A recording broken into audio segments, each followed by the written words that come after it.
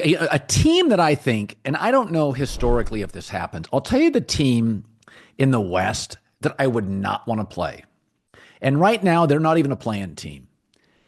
Keep your eye on San Antonio. Okay.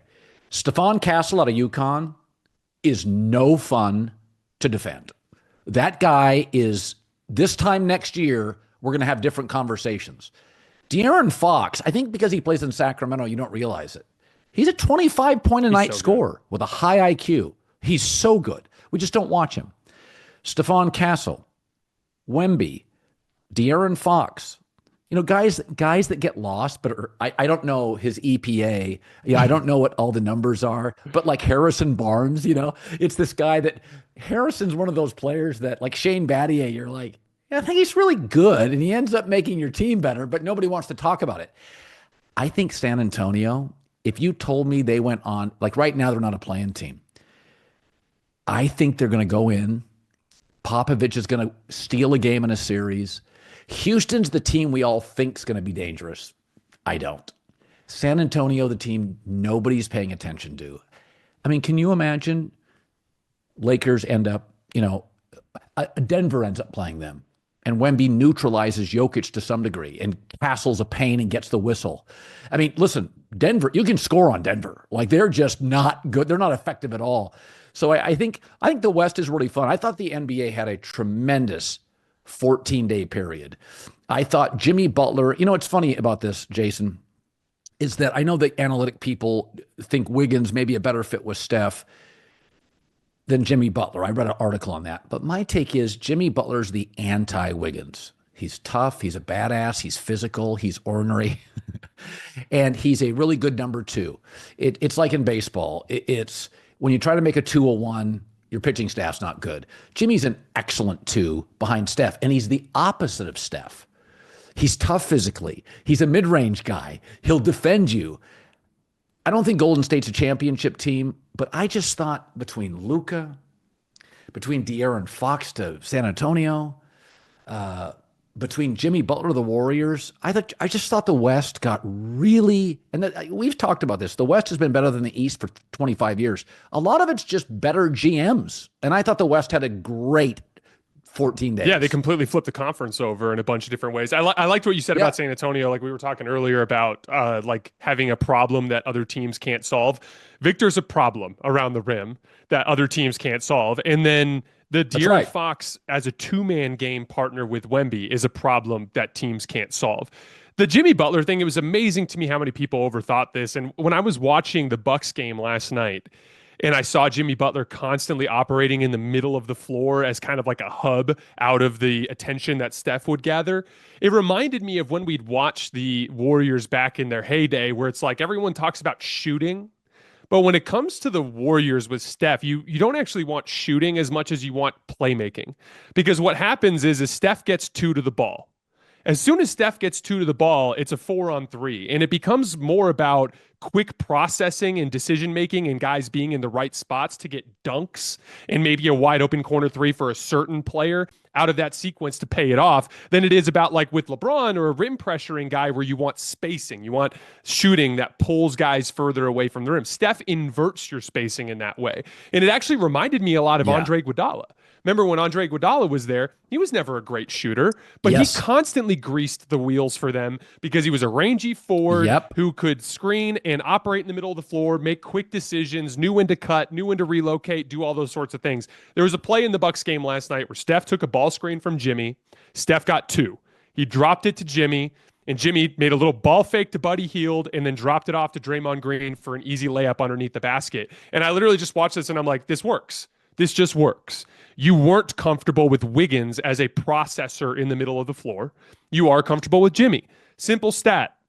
How many times has Andrew Wiggins had 7+ assists in a basketball game in his NBA career? 14. How many times did Jimmy have 7+ assists last year with the Heat? 15. So like it's an entirely different stratosphere of playmaking talent that you plugged in there. You have a guy that can quickly process those situations, and they've been killing teams, Colin. So far, obviously small sample, they've been really good with Jimmy on the floor with Steph off, which is all that really matters. I was watching that's the key. I mean, when I watched them 2 weeks ago, when Steph left the floor, not only were they inefficient, they were unwatchable. They were a bad I said this, make the move to be a better TV product. You're terrible. Well, and like Pat Spencer, like the lacrosse story, it's really cool. He probably shouldn't be your like secondary ball handler in a Thursday night national TV game against the Lakers when Steph's off the floor. Like that's an issue. But I'm with you. Like, I don't see the Warriors necessarily as a substantial threat. To me, what's cool about it is we get to watch Steph play meaningful basketball again, because I do think they're going to get out of the play-in tournament. I do think they're going to end up getting at least a first-round series, and that team's just going to be fun to watch. And now for our next segment, Whiskey Business, brought to you by Green River Whiskey, the official whiskey of the Colin Cowherd podcast. If you want to enjoy life's simple pleasures, reach for Green River Whiskey. Whether it's rye whiskey, single barrel bourbon, you're getting over a century of craftsmanship packed into every bottle. Hop on over to greenriverwhiskey.com and discover a legend in a bottle today. Sorry to interrupt this great video, but please remember to like and subscribe. Thank you. Now back to the video.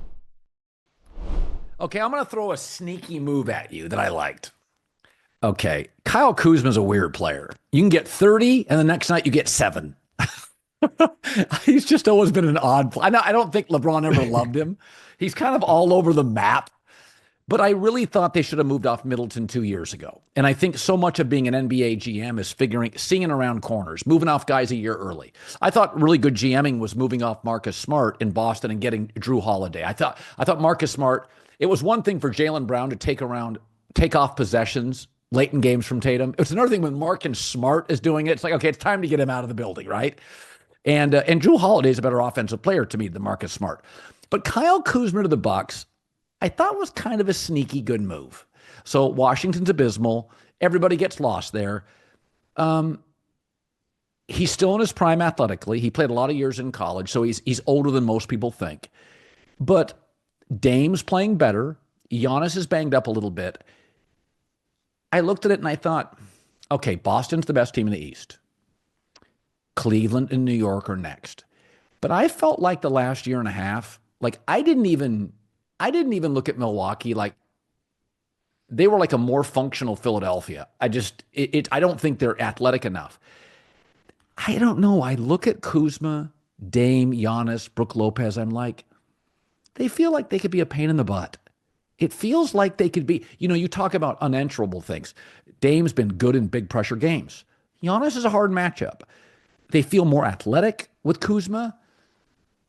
Am I reaching here? I kind of feel like at the trade deadline, it was almost like last year when Dallas goes and gets P.J. Washington, and everybody's like, yeah, P.J. Washington. And about 10 games in, you're like, oh, shit, they're big. That's kind of a problem. I thought Kyle Kuzma was a sneaky pickup. I liked him too. There was an obvious question mark, which is he's been in Washington playing loser ball for the last 3-4 years, and that was why all the Bucks fans were concerned. They were like, we're trading Chris Middleton, a guy who's hit huge shots for us in the postseason over the years, for a guy like Kyle Kuzma. And I heard that and I wanted to be like, then what did you trade for Dame for? Like that, yeah, you needed Chris to hit the game winner in Game 7 against the Nets, but that was when you had Drew Holiday as your point guard. You have Dame to help you with that. Giannis is a better offensive player than he used to be. One of the things that was really interesting about Kuzma's development is he was kind of the same player in Washington that he was his early years with the Lakers. But then what happened was they get LeBron, they get Anthony Davis. They all of a sudden they're playing a lot of two big lineups. So AD's playing the 4 and LeBron's playing the 3, and there's just not minutes for Kuzma. And so he had to claw his way into the rotation. And the way he did was he became an excellent defensive rebounder, an excellent help side defender, an excellent cutter. He just became a guy who did a bunch of dirty work.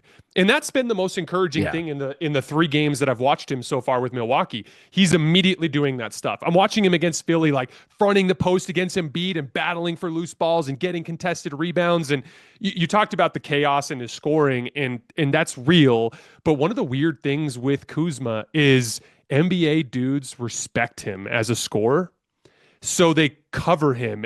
Well, he's had 25 games in his career. You're like, Kuzma's got 29 points. Like, what? He's had like 90 something 25 plus point games and 35 plus point games in his career. So like he's a crazy offensive player. And I'm already seeing him, like when he pump fakes on the perimeter, dudes are chasing him off the line. So like he has offensive utility that goes beyond just his efficiency. But where I get excited about it is like because Chris Middleton's shot making is less valuable in the context of Dame, you go from having a small forward rotation with Chris and Torian, two thin, like older forwards that don't rebound and aren't great athletes, to a dominant rebounder who's huge and young and moves well. And now I look at it in the context of Giannis, because Giannis hasn't been playing. He's been resting his calf. He'll be back after the All-Star break. When you put Kuzma next to Giannis and Brook, there's a force multiplier effect. Going back to beating the dead horse with this, like presenting a problem that teams can't handle. The Bucks are going to be a monster rebounding team, and they are really going to protect the paint well, and that is going to present a problem for teams. And again, I think you're obviously giving up a little bit of just that surgical half-court stuff that you get with Chris, but let's not overthink this. He was 12 and a half points a game this year. He's not the same player. This is a clear talent add, and you've fundamentally altered the physical profile of your front line by bringing him in.